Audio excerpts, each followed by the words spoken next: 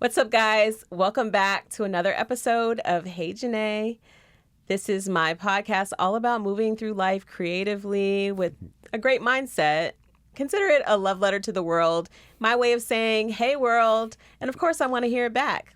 Hey, Janeé. Hey, Janeé. Today, we are welcoming one of my good friends to the studio, actor, activist, father, all-around great guy, Tray Chaney. I'm happy to be here. What's up, Janeé? Oh, my bad. Hey, Janeé. Hey, Tray. And of course, we're also joined by our co-host, Zeta Luby. Hey, Janeé. Also an actress and all-around great person. Yeah. Try to be. So, we got to start off every episode with our moment of joy. Mm-hmm. Tray, do you have a moment of joy you can share? Moment of joy for me is happy to be alive. Waking up every day is a blessing. That's a moment of joy all day, every day for me. That's very true. That's real. Yeah. Zeta, what's your moment of joy this week? My moment of joy is getting to a breakthrough with myself as a young 21-year-old, becoming more confident in who I am as myself and showing up as myself everywhere I go, no matter who's there and how they're looking at me. Always. That's dope. I want to say congratulations on your commercial. I did see on social media you're in a Casamigos commercial, right? Thank you. Yes, with Desi Banks. That was awesome. Very amazing, fun experience. And he's always hilarious. Very great. Love that. I'm super excited for you. My moment of joy is waking up on the 20th anniversary of Hurricane Katrina, which is a sobering occasion. Wow. But I wrote a story for Newsweek that was their top story on the anniversary. So Friday, a story that I wrote about, and I've talked about it on the podcast some, but I wrote it about the young artists of New Orleans who weren't even alive when Hurricane Katrina happened. Wow. Working with B. Mike, who's one of the artists there, Brandon Odoms. He's one of the biggest artists out of New Orleans. And he has a nonprofit called Eternal Seeds. So I wrote this story about how Eternal Seeds students studied Hurricane Katrina this year, and they painted a mural on the levee of the lower Ninth Ward, which was destroyed in the hurricane. So really meaningful piece for me, and also like a big milestone for me. Just I've really enjoyed working with Newsweek, but this story actually came out of the podcast because I was talking about Hurricane Katrina. I was talking about being in New Orleans for Essence Festival, and my editor was listening to the episode of the podcast, and he was like, we need something for the magazine for the anniversary. Do you have any ideas? And what I pitched to him was, instead of doing like a look back, let's do a look forward with the artists who are the future. So he loved the idea, and I have some really great friends in New Orleans. I have to shout out Monique Lorden, my best friend. She's an artist, and she knew all about this and was able to say, like, what do you think about, this as a story? Right. Her daughter, Paris Porter, she's a budding director. So she actually shot some footage, which she synced it with the audio from my interview. So on the digital version of the story, that ran. And so for her to be, I think she's 19 or 20, so around your age, Zeta. Wow. And so she's having these huge placements at this young age. And then even the students that painted the mural, they're 15 to 18 years old. So just to be able to have an impact on these young artists, but also to this is my love letter to the whole world, but New Orleans has like a really special place in my heart. So to do something where I feel like I'm telling them, I see you and I see all of the, possibilities for greatness there. So that's probably going to be one of my highlights of this year, I think, just because it's something so meaningful to me. I also have been I've been dipping my feet into like new career. We were kind of talking about this as like being entrepreneurs, being self-employed, Hunting hunting season, hunting day by day. Exactly. So people have always been like, Janeé, you should be a publicist. You should do PR. Right. And I'm always like, no, I don't want to do, just because I know myself so well. And everyone's rationale is like, everyone loves you, and like, you know, so many people. But I know what makes me happy and what doesn't make me happy. And typically when I think of PR, I think of that publicist that's always having to push their client and like hit up all these different press members, and it's just a lot. But like a friend of mine, Francois Blanchette, she has her own PR agency, MCM, and she's the publicist for Earn Your Leisure. So they had InvestFest here, and she asked me like, Janeé, can you come do on-site PR for me? And it's just literally just walking the VIPs to their interviews, talking to the press and saying, will you interview this person? Or talking to the talent and saying, will you talk to this member of the press? And I actually really enjoyed it. I met some great people. I got to walk Tabitha Brown to all of her interviews, and I got to interview her myself. And because it's a mindset podcast, I was like, I got to take this opportunity for our podcast to get some gems from Tabitha. So I'm just going to play you. I asked her go-to mindset tool, and this is what she said. What is your go-to mindset tool? My go-to mindset tool is freedom, right? Don't conform, don't code switch. I love that. And don't shape shift. I love that. That's amazing. Isn't it? Yeah. Would you ever think of, I would never think of freedom as a mindset tool, but that is such a real thing. Like, it's a different way of saying be yourself. But like, to really understand that true freedom is really in never switching up who you are because of the room you're in or who you're around. Yeah, I would say that too. That type of mindset though too, when she said freedom, the freedom to love what you do. Like not having, like they always say, when it doesn't feel like work when you're doing something that you love. I look at that as freedom. Like right now, like you mentioned before about us being entrepreneurs. Us always on the, or might feel like we on the hunt. But sitting here right now is freedom because we are enjoying each other's company and enjoying these type of discussions and conversations. So this is, for me, that's the type of mindset that I'm in, that I've been in for a very long time. And even when it gets to a point where things might seem like they're not going right, which we all have those type of feelings as entrepreneurs, it's still something greater on the other side of every dark tunnel, you know? Yeah. That's hard. That's something hard to realize when you're going through stuff. But like, that's true. Young one. Soak in this wisdom. I'm soaking in. It goes so in line with what I just said, though. Yeah, it does. Like when she said it, I was like, "That's crazy," because I had no idea that it was gonna tie in so much with what I was gonna say. Because it just kind of like what I said is what I really felt in that moment that I should say. Right. That was just crazy. So that was dope. This is great for me right now. You know how I feel about synchronicity. And it is really interesting because it's like you can choose at any moment. Like I would have expected maybe she might have said like meditation or like drink a lot of water or, you know, I don't know. I mean, I guess water is not really a mindset thing. You need to drink water anyway. But gratitude or something like that. But I love freedom as a mindset tool. I'm gonna try not to cry this episode, but like it means so much to me to have you here. Like, thank you. You just went through something. I mean, I guess I feel like I should introduce you a little bit more for maybe the people who don't know who you are. You're an actor, like really accomplished actor. Your credits include The Wire, Saints and Sinners. I feel like I had a whole list of it. You want to name off some? BMF. That's right. We Own This City, Swarm, Hidden Lies. It's a lot of them. It's a lot of them. The resume is long. Yeah, I'm blessed to have a lot where sometimes you might forget, you know. But yeah, just, you know, being in this industry as an actor, as an artist, performer, author for the last 25 years. Wild. Over 25 years. Because I started as a hip hop artist dancer at 8 years old. Wow. So you seen those pictures of me with Big Daddy Kane Yeah. and Rakim and all those guys that still like my OGs to this day.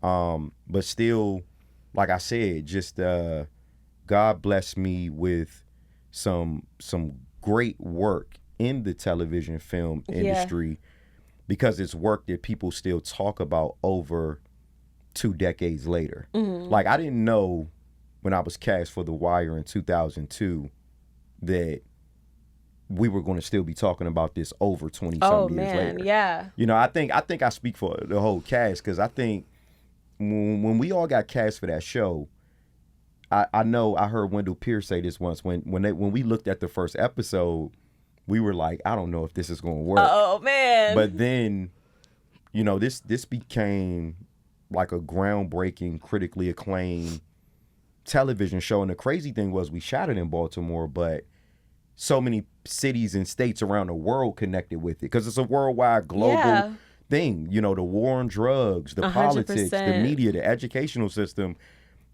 We were before our time, you know, and now when I get to work on shows like BMF and, you know, some of these other projects, it's like, wow, The Wire's influence on all of these shows that I'm kind of a part of now, or even some of them that I watch now that I'm not a part of.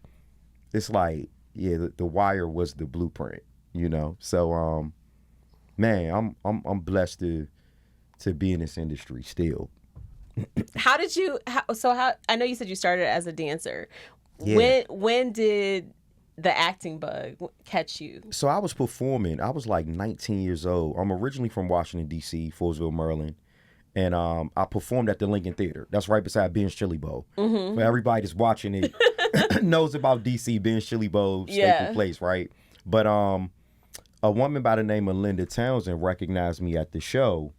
I had won first place as just a hip-hop dancer artist, right? And she was like, well, you know, I don't submit dancers for television projects. I only work with actors, but it seems like that you would be a good fit for this show, like as an actor, because you're not stage fright. And so I'm like, yeah, that's cool. I always wanted to act. I took drama in high school. I didn't, you know what I'm saying? So I'm like, yeah. So literally, Janeé, my first audition, first job that I've ever booked was The Wire. Wow. She submitted me for The Wire. Yeah. Yeah, in 2001. And I remember going in with Pat Moran. I read, she said, state your name. I didn't know what none of that was. I'm like, what do you mean slate and state my name? She's like, yeah, just tell me your name, turn side to side. So I remember reading for Weebay. Shout out to my brother Hassan Johnson, who plays That's my Weebay. guy, Yeah, that's my Hassan. brother. I read for Weebay, and then I remember getting a call back 2 weeks later just saying, yo, you didn't get cast for Weebay, but we cast you for this character named Poot, who was only supposed to be in the first 2 episodes in the first season. Oh, but wow. spoiler alert, you know, Poot, last man standing, all 5 seasons. So for that to be my first job, Yeah. I'm like, oh, You okay. held it down. You held it down. It's so funny, too, because I feel like I know so many people from that show from different... Yeah. And I feel like for them, a lot of them, it was kind of that first big Exactly. look. And then so many careers have, Yeah. like, come from that. Even, like, I watch... Sonia Son now on the show, the Yeah. ABC show. What's Will Trent? That's Will one of Trent. my favorite shows. I just was with Sonya the other day. Yeah. Yeah. And of course, my little brother Mac. I gotta stop calling him little because he's a big guy. He's an adult now. Yeah. He father himself of 2 kids. It's my brother. Love Matt. Yeah, he's just great people from that show. Yeah. You said Wendell Pierce, another good friend, and a New Orleans guy. Yeah. Stand-up guy. I feel like I always bump into him in New Orleans, and just like a good people. Yeah.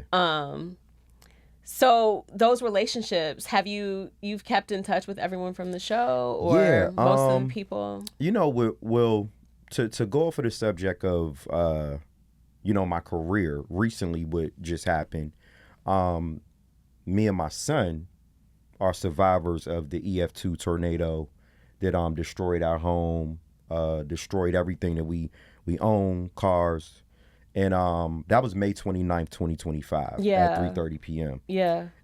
And the connection, you know, with my brothers from The Wire and my sister Sonia, it's like, you know, for them to see me in that type of way. Yes. I mean, I've always been connected with my cast members. Yeah. But they when I say they really stepped up for me and my family, yeah, Wendell and Mac really, you know, stepped up. And a lot of my, like I said, Wood Harris, David Simon, a lot of them really like covered me and my family all the way so up into to now, you know. And like I said, man, I'm grateful and thankful to still be here to be able to speak about my experience. I am too. And that's I almost was going to start there just because I was saying I'm so grateful that you're here because I had no idea, you know, I live in Smyrna. I had no idea that had happened. The tornado had even happened. And I saw your video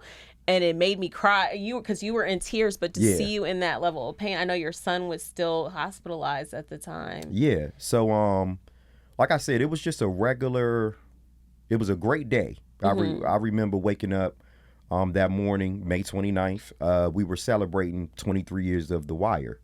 Wow. You know, so I did a bunch of press that day. And everybody knows my son is 19 years old, right? Yeah. But from the time my son was born, the world practically grew up with my son, you know? So Malachi everywhere with me, you know, when I do press, when I'm on set. So that day, you know, we were doing radio, we were doing news together. He just was happy to be there, home from first semester. He finished his first semester of college, Savannah State University.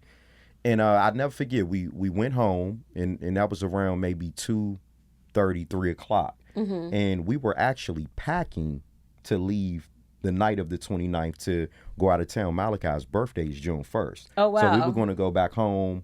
My niece Demi was graduating from high school, and we was just going to do a back to DC. Celebration. Yeah. So he said, "Dad, I'm getting ready to go in my room. I know you're getting ready to pack. I'm gonna go play my video game." And he went in his room. He shut his door, and for some reason, I went in my room, which was to the left upstairs in the house, and I sat on the edge of my bed like this with my phone, and the rain. Mind you, it was a little drizzly that day. Yeah. You know, in Atlanta, it's just like, all right, it's drizzling a little bit. Yeah. No alerts on if a hurricane or a tornado was coming. And next thing you know, the rain, for some reason, it just didn't sound like rain. The wind, it didn't sound like wind. And before you know it, I watched my walls cave in and fly towards my face. My TV, which was, you could say it was there, fly towards my face and all of my belongings. The last thing I remember is being in it, you know, like really being hit by whatever I was looking at. My eyes wasn't closed. Oh my God. So I'm looking at everything in my house just crumble, and the last thing was my bed along with myself. I levitated in the air. So from what my neighbors and my doctors are saying, I may have been unconscious for maybe a minute, but with me sitting on the edge of the bed, I was covered in sheets. When it picked you up, it picked me up, the sheets got picked up. So when I finally could open my eyes, bringing the covers back from my head, and I'm thinking I'm suffocating or something, because I'm like, why am I bunched up like this? So when I do this, it's a face full of blood, mud, because obviously my face was in the mud. But when I looked up, my roof was gone. So when I looked to my right, it was just bricks, and it was just layers of my house surrounding. But when I looked to my left, I was turning my head slow, because I'm like, I hope my son is next to me. Yeah. But when I looked, it was nothing. Wow. So the first thing I did was we're trying to find him. I jumped up, and my neighbors were running towards me. And mind you, Janeé, it was still raining. It was still pouring down raining. Oh my God. So when I jumped up, the first words out of my mouth is, "Where's Malachi?" Yeah. And they're like, "What are you talking about, Trey? Calm down. You might be about to have a heart attack. You just woke up from a tornado." And I'm like, where's my son? And they're like, what do you mean? They didn't know my son was in the house. Wow. So I said, my son is in the house. I can't find him. I need to find my son. Yeah. So the search for Malachi starts. They looking for him. In the meantime, my second words out of my mouth is call my wife. Yeah. Thank God she was at work, you know, and wasn't in the house. But so I had them call my wife. But just think, in between all of this chaos and me seeing the house that we had built in 2020 from the ground up, destroyed, nothing on, nothing, right? Yeah. Then I start seeing my wife pull up. We still can't find Malachi. The neighbors are going crazy. That may have been like 30 minutes, 40 minutes of chaos. When she finally pulls up, I've never seen my wife this hysterical in the 20 years that we've been married. Yeah. But when she pulled up, I like literally, I've seen my wife collapse. And luckily my neighbors were there to catch her. She ran over to me, pat me down to make sure that I was good. Yeah. And then she said, where's Malachi? And the worst thing that I've ever said to my wife was, I can't find my son. Yeah. You know, so yeah. Man. I'm so sorry. Yeah, it's that was tough, you know. But you know, one thing I was telling your team when I came was to experience something like that. I never thought that I would ever be in therapy. Mm-hmm. You know, I'm in therapy 3 days a week. Because, now you are, yeah. Yeah, I've been in therapy 3 days a week for like the last maybe 2.5, 3 months. That's I mean, that's serious trauma to go through. Yeah, and then watching my son from May 29th to today, which is over 95 days, to see him now is the only way we survive that is through God. You know, my relationship with God has always been strong. Yeah. But now it's, I know who God is. You know, my family, we know who God is. Yeah. That's the only way we survived that. They thought Malachi was not going to make it on the 29th. Yeah. So the stuff that's in my head right now, you know, with battling PTSD and stuff that I never thought, because I'm going to be honest, I'd never been through nothing that serious in my life, you know. But now, Malachi's healing, the injuries that he had, because I wanted to make sure that you knew. It's the broken ribs, every bone in his face fractured, broken neck. Oh my God. Punctured lungs.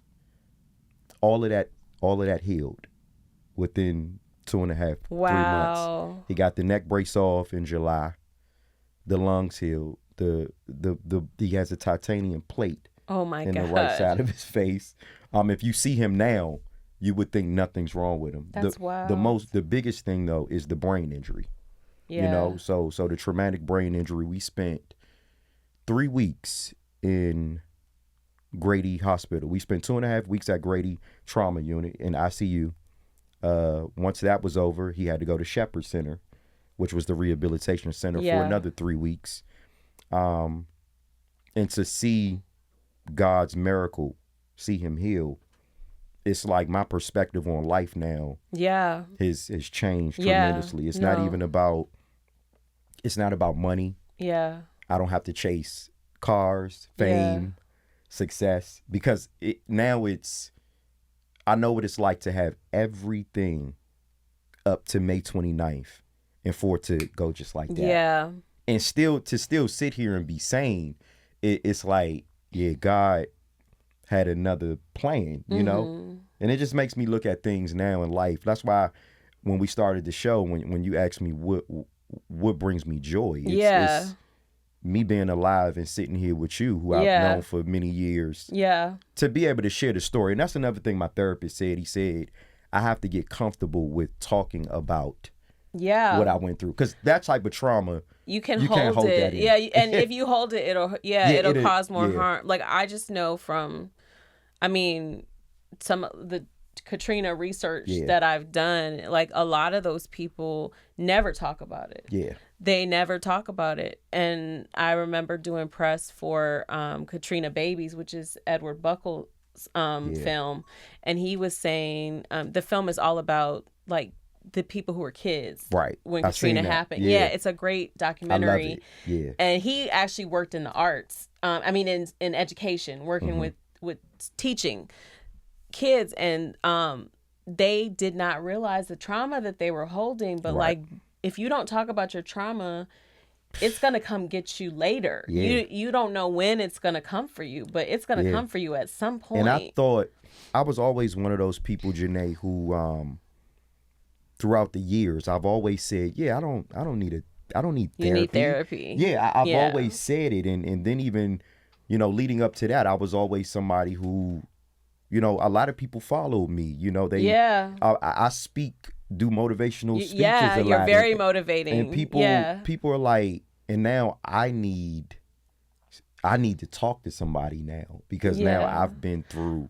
But there's something. no shame in talking to somebody. Like Yeah. that's part of the reason why Yeah. mental wellness is such a big part of my platform is because we all should know there's really no shame in talking to somebody like it's such a we all like so many of us don't have anybody we could talk to, and Right. then there's people who will like tell everyone around them, and then that's trauma dumping. Like you shouldn't be using your partner as your therapist or Right. your mother gotta as your talk to somebody. therapist. There's someone who is a trained professional who can help you, Yeah. and you shouldn't be afraid of it. And so much of it is finding that right person, but like Yeah.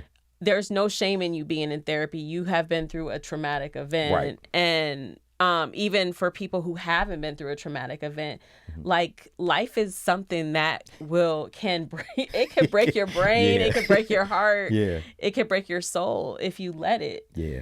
And it's all of our responsibilities to get healthy, so That's it. that's big on you that you have made this a priority from almost day one. Like in order for me to carry forward and be the person that, to be the Tray that we all know you are, Yeah. the world needs that. Like when I, literally looking at that video broke my heart. And I think I like reposted because I was trying to get you help as well. Yeah. But I was just like, first of all, I looked up at the sky and I'm like, where's the tornado? Because, we don't live that far apart. Maybe, however many. And I was Locust Grove, Henry County. And Yeah. one of the points was, it wasn't a alert. Yeah. The alert came to our phones, believe it or not, once my house and all of my belongings were destroyed. And some of the things that I've been dealing with, other than just having a son who they consider disabled now because of the brain injury and everything that he's went through, is fighting with the insurance companies. And because you would think the way that they're dealing with me right now and just with my family and me going back and forth with them every day, you would think we didn't almost die in a tornado. Yeah. That I didn't wake up under a house and my son he was thrown 300 feet, 100 yards. That's the size of a football field. Yeah. So just right now, things after 90 days, things are just really starting to fall into place with what I'm going to get from my house, what I'm going to get from all of my possessions and belongings that I lost. Yeah. And then I found out I do own my land. Oh, wow. So I do have options to whether I'm going to rebuild, sell. Yeah, This of is going to be course. my first thing into real estate. So that's why I said God sometimes will allow things to happen in your life to just as a test. Yeah. And me, Aisha, my wife, our son Malachi, we're passing that test every day. This wasn't, and this is, and the way I educate people online about what I'm going through, it's therapeutic for me. I got to speak about it because we didn't just wake up one day and say, hey, May 29th, we're going to lose the home. Yeah. We're going to lose everything. So what y'all are getting, the expressions from me are day by day, how I'm dealing with it. This is what you should do. If you don't ask your insurance, they won't tell you. Yeah. So you need to stay on top of that. So you can get whatever you can get out of that.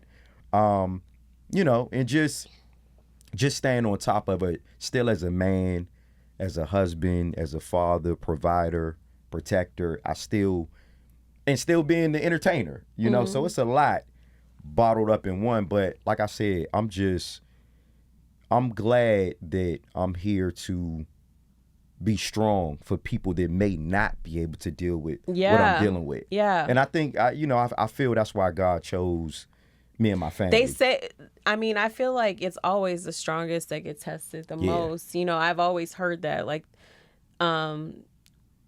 there's a whole saying about it, but the saying that has been in my head has been like turning your test into a testimony. And I think that's really what it's about today. So for people who want to help, how can they help? Yeah. Well, it is a GoFundMe. The link is in my Instagram bio. Give them your Instagram, because it's Tray Chaney Vision, TrayChaney Vision. And you know, the crazy thing, I was having a great conversation with a good friend of mine, Will Packer. You know Will Packer, and Will said, Tray, right now you need. Yeah. You know, sometimes as a man, our pride can get in the way. Yeah. And, you know, we don't ask nobody for nothing because we feel like we got it. But he's like, you lost everything in front of the world. We know you need. Tell us what you need. And you deserve. You are the most deserve. Literally, when I saw, I was like, we have to help him. This is like the nicest, kindest, most giving person. Like that, one of the most best people that I literally know. Like what you were doing before this happened, even especially outside of the entertainment stuff, because you were really talking about fatherhood. You were talking about community building, and I had to, like I said, I had to put my pride to the side and just let people know, look, y'all, this is what happened.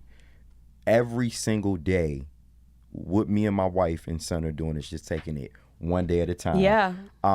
Like I said, as far as chasing whatever in the entertainment field, that has changed for me, because now it's always going to be there. Yeah. It's still there. Like I'm back working in television and film and music, and again, taking it one day at a time and just rebuilding our lives right now, you know. I was thinking about that too, because I know some of us, like, you know, if we actually lose someone, if someone passes, and then, you know, you have people who they don't want to take bereavement time. They want to work because they want to distract themselves. Yeah. But like when you go through something like this and you're literally having to figure out day to day, where are we staying? Where are we going to live? Like, what are we going to wear? What are we going to eat? Yeah. You know, and then we also have to make, you know, visits to the hospital. We're taking care of our child. We're doing all of these things.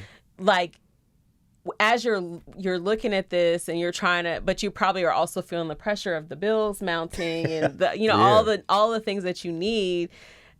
Like, did you feel a pressure to go back to work maybe before you needed to? And then, you know what? I took these last 3 months, because when I looked at my son the first night in that hospital trauma unit in Grady, shout out to Grady Hospital and shout out to Shepherd Center. Yes. Excellent. I let everything go. I said, that's it. Surrendered. Full-time father. Every single day since my son was in the hospital to today, before he even goes back to Savannah State University, I'm more than just his father. I'm the caregiver, and I'm right there. So when he started to get better, which was the month of August, and they're like, okay, it's a good chance he can go back to have go back to school, to have all of the accommodations of what they had here for him, which was the therapy, which was he doesn't have to be rushed to get to class. He has online classes. Once that could be approved, that's when I said, okay, now I still have to unpack. Because one of the things that people don't even know, I'm saying it for the first time on here, Malachi doesn't remember from May 29th through June 11th. So he doesn't remember in the tornado. Yeah, but the brain will do that. It protects you. Yeah. That's it. And that's what I've been learning from his doctors, from the therapists. They're like, well, that's a good thing. So his trauma is a little disorienting, because he woke up and said, hey, I'm ready to go back to school. Mm-hmm. Why is all this stuff on me? And we're like, oh, we got a different Malachi now. Mm-hmm. He doesn't know. Mm-hmm. My trauma is more aggressive, because I know what happened. This is the first time in 95 days I know what has happened from May 29th to today. Mm-hmm. Everything, detail by detail. So that type of trauma, unpacking that, it's like even going back to work on set of a movie or a television show, it's even more therapeutic. If they thought I was doing great on movies last year, this year I got a whole lot to get out. You have a lot to pull on any type of character. Yeah, definitely. We're gonna have you back for part 2. Yeah, for sure. But I definitely wanted you to come and talk about, and we like literally just bumped into each other at an event, and it was my first time putting eyes on you since it happened. So I was just, I'm eager to have you here. I definitely want you to come back. We can talk more about... We're going to bring Malachi back, too. Yes, we want Malachi to come. We want to talk more about your career, though, too, because I know just as especially a working actor, which Zeta, you are working on becoming a working actress, where you don't have to do other things. You're just strictly acting. I know you have so many tips and things of the trade, but... I have, we just are running out of time, but we could talk for days, Janeé. We could. Yeah. We could. I want to do a couple things that we always do for this show. So we do like a C stream skip, which is just entertainment stuff of like what I'm watching, what I'm immersed in, that kind of thing. Okay. So for the C's, film-wise, I would suggest people go see Nobody 2. It's pretty funny. It's, oh, wow. Yeah, it's Bob Odenkirk, if you've heard of him, and Connie Nielsen's in it. So they're it's very funny, but it's also very physical. Okay. I like that, almost like if Jason Statham was like a middle-aged white guy who had Liam Neeson level, that type of skill set. And this is a sequel. Really enjoyed that. It's been in theaters for a couple weeks now, but just didn't have a chance to promote that. Yeah. For streaming, this one I struggle with because I haven't been streaming the most like deep stuff lately. Yeah. I've been on Love Island, I was on Love Island for a long time. The Love Island reunion came out, but we didn't get to talk about that. It's okay. Love is Blind UK. The second season of that is what I've been streaming. Mm-hmm. For my skip, I'm going to say skip Insomnia because I struggle to go to sleep sometimes, especially if I've been out. Yeah. I would like to come home and like have my alone time or have my time to like unwind. And next thing I know, I'll look up, it'll be 3:00 in the morning. And Fletcher doesn't play about his morning walk. So that's my dog. He'll be ready at 7:30. He'll be ready to walk. Exactly. Mm-hmm. So he don't care if I went to bed at 5 in the morning. Right. So I'm skipping Insomnia. I want to encourage everybody to get their 7 hours of sleep. The brain doesn't function. The body doesn't function as well. Sleep is necessary just for optimal function. So those are the C stream and skip for the week. The affirmation. So this week's theme is actually keep going. Yeah. I thought about a few different things like community because, you and I have been in community for such a good time, a long time.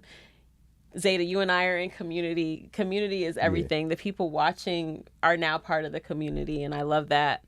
But keeping going when you have been hit with obstacles. Yeah. Especially such as the one that you went through. So this week's affirmation is, I bend, but I do not break. I trust that any setback is preparing me for an even greater comeback. Yep. So I hope that that's something that speaks to everybody out there. I know I'm holding on to it for myself. Sometimes we have to bend. It's important that we don't break. And just know that whatever you're going through right now is temporary. Yes, it's just like they said, the sun will come out tomorrow. Sometimes tomorrow takes 100 and something days. I know. But it'll come at some point. It gets greater later, and it's just something I cannot emphasize enough for anybody that's out there going through tough times. We have been there. Tray just told you his testimony of how he's been there.